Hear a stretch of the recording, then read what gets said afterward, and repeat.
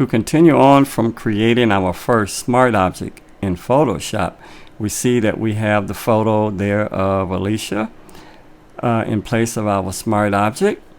We can also change the photo that we have there in our photo frame, and that's the beauty of using smart objects. To place another photo in place of that particular photo, we simply go to our layers panel and double click the smart object icon. Once we double click our smart object icon, we are now back inside of our smart object. We see the photo of Alicia. We can simply delete that photo by clicking the trash can and clicking yes to confirm the deletion. To insert or place another photo, on the menu bar we go to File, Place, and this time I'm going to place another image of Alicia. And I'll show you, I'll demonstrate in a minute why I changed the photos, not only to show that you can insert another photo, but the previous photo was primarily a black photo in the background. This you have some white area, so we'll see a few little differences, little changes we're going to make. Remember, hold down Shift, drag the corner to fit this landscape image to our image. Double click to commit. Then we're going to click the X to close and yes to confirm. And there our photo has been updated in our frame. Now, to further give the illusion that this photo actually resides in the frame, we're going to add a inner drop shadow. And the inner drop shadow drops on the inside of a frame and not on the outside of a frame.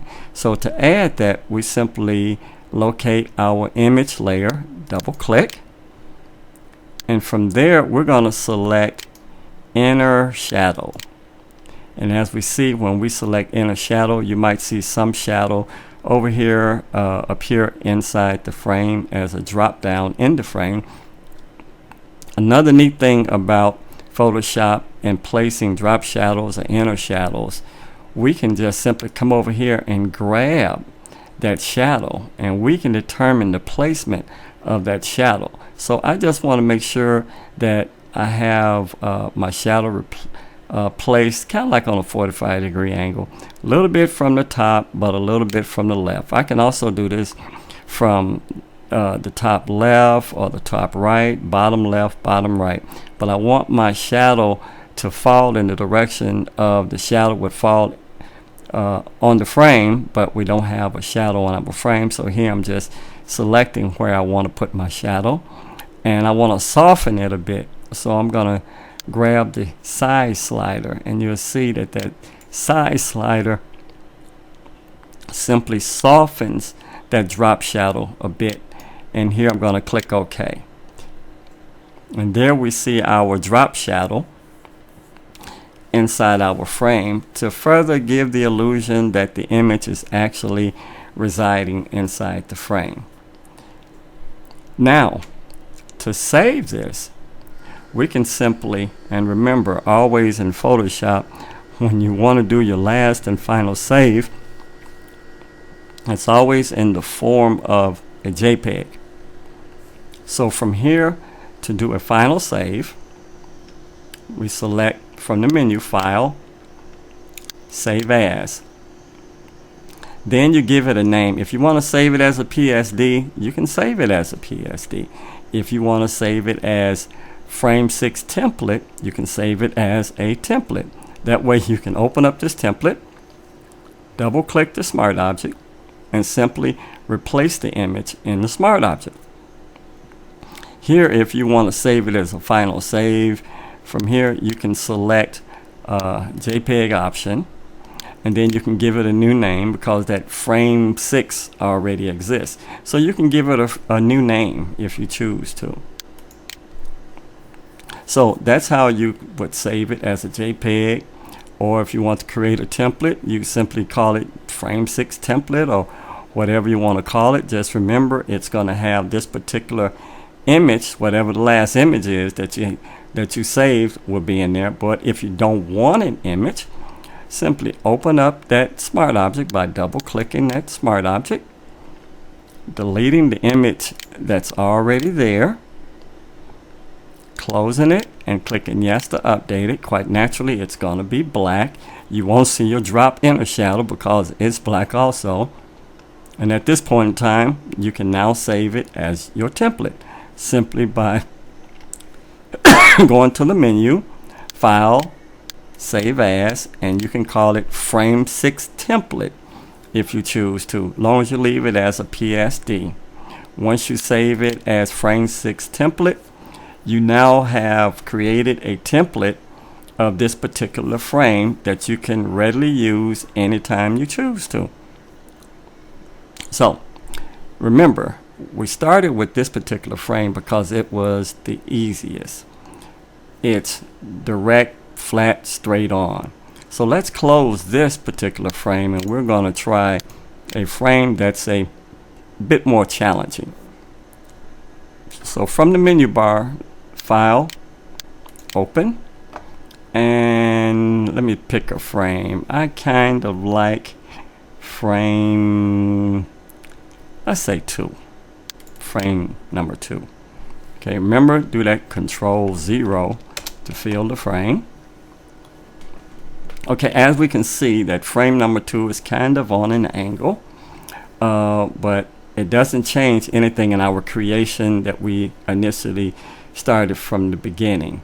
In the last one, because our inner area of our picture frame was white, I used black. I filled my smart object with black. That's so I can see where I'm filling my image area. Black hides white, so I chose black. Here I have a blue image area where the picture is going to reside. So here I can use white if I choose to. So once again, I'm going to get my rectangle marquee tool. We went over this before. Press M. I'm simply going to just create a rectangle. Something, just doing it by eye, just determining that looked like that would fit. Does it have to be precise? No, but long as it's a landscape rectangle. Remember, this is landscape. It's wider than it is tall. Portrait is taller than it is wide. And we're simply going to follow the same steps that we did last time. I'm going to create a new layer, rename that layer image. I'm going to fill it. This time I'm going to fill it with white. Okay, there I filled it with black. Black is my foreground. That was Alt Delete. I want to fill it with white, so I'm going to do a Control Delete to fill it with white. I'm going to get rid of my selection. That's a Control D. I'm going to convert my image layer into a smart object by clicking on the layer, converting to smart object. I'm going to go into free transform. That's Control T. I know that I'm working with a smart object because I see the X. Now, here's the thing that's different from what we did last time. Because our picture frame is on an angle, we have to apply some perspective to the angle. This why Photoshop CS3, we're kind of getting away from using CS3. CS3 is kind of limiting when it comes to doing this to a smart object. There are other ways to achieve the same thing, and maybe a little later, maybe not in this video or in class, we'll talk about how to achieve that. So now, unlike the way we did it before, I'm going to hold down the Control key on the keyboard, and I'm going to grab a corner. And you see now I can change and I can move just that one corner. And here I'm simply going to go around my image and overlap that blue with the white. I'm covering up the blue with the white. Okay.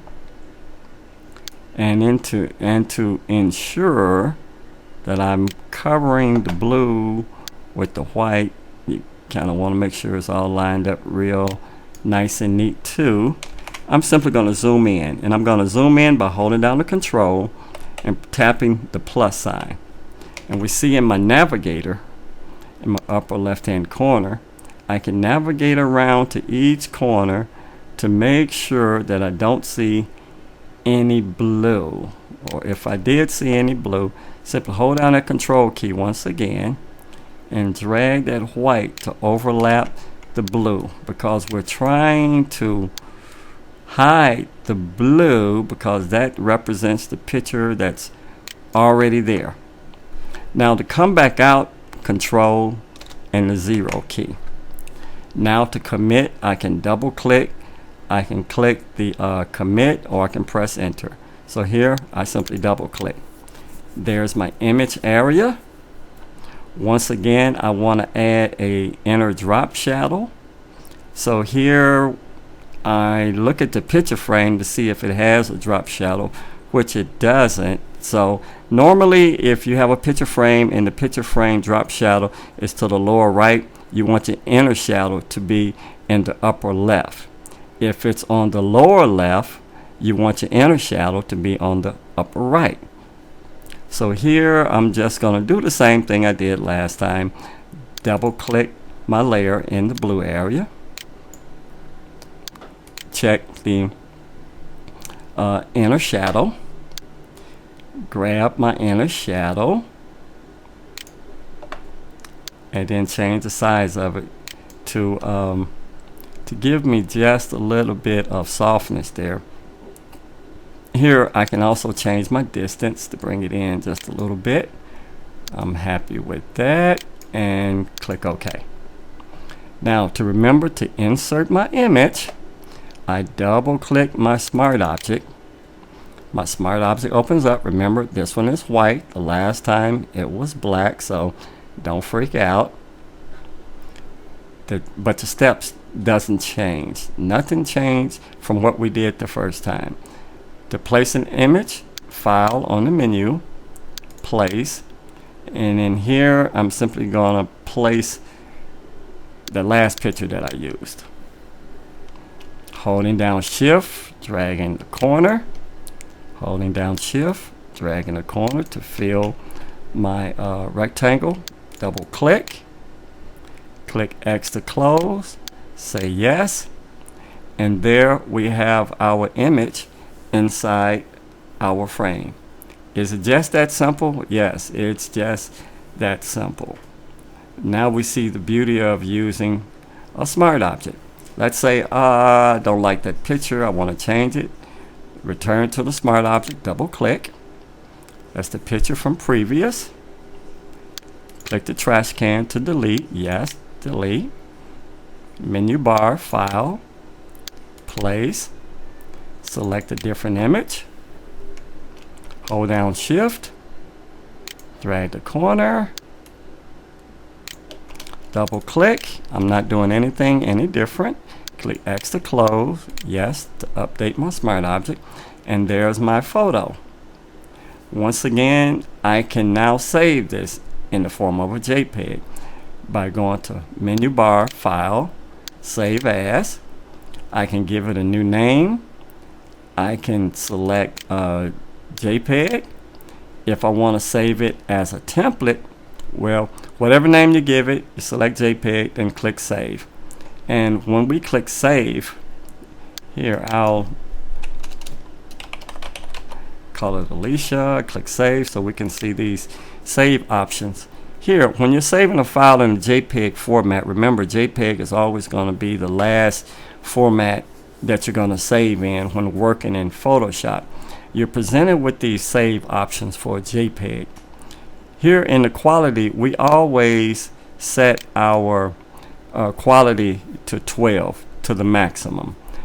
Here we see that saving it to the maximum, we get a larger file. If you reduce the quality, you're going to get a smaller file, but it degrades the image quality. I don't want my image to degrade, so I'm going to save it as the largest file possible to the maximum, which is a quality of 12. In here, I simply click OK. Now I've saved that file in a JPEG format.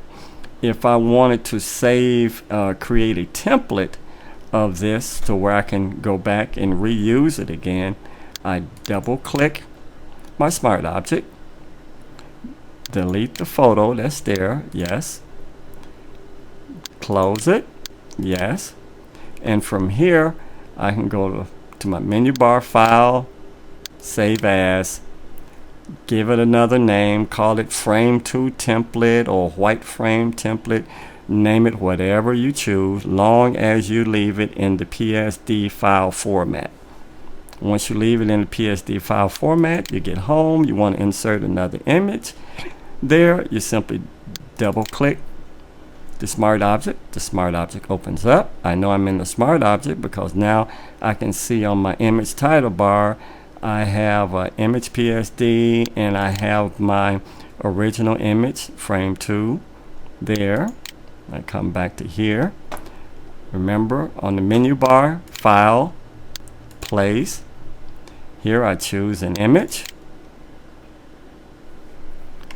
hold down shift, drag the corners only to constrain the proportions, double click, close, yes, and there's my image. That's the beauty of using smart objects in Photoshop.